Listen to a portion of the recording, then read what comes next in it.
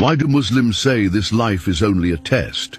Because this world, with all its distractions, achievements and heartbreaks, was never meant to be permanent. From the Islamic perspective, everything we chase in this dunya, money, status, approval, is just a shadow of something far greater.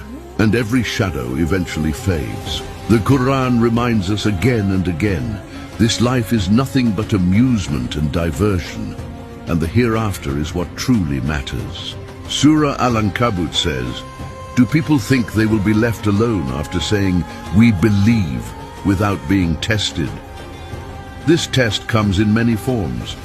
Sometimes it's loss of people, wealth, health. Sometimes it's abundance, power, ease, or beauty. The test isn't always in pain. Sometimes it's hidden in comfort. A person may be tested by poverty, but another may be tested by wealth that blinds their humility. One may cry from heartbreak, while another may be tested by love that distracts them from prayer. And here's what most people don't realize. The test is not about success in the eyes of the world. It's about sincerity in the eyes of God. Will you still pray when things fall apart? Will you still give thanks when life goes your way? Will you stay truthful when it costs you something? Will you forgive when revenge would feel sweeter? Allah says in Surah Al-Mulk, He created death and life to test which of you is best in deeds. Not the wealthiest, not the most followed, not the most praised, just the one who was sincere, the one who kept going even when it hurt, the one who remembered Allah in private when no one was watching. You see, this life is not about what you own. It's about what you carry with you to the next one.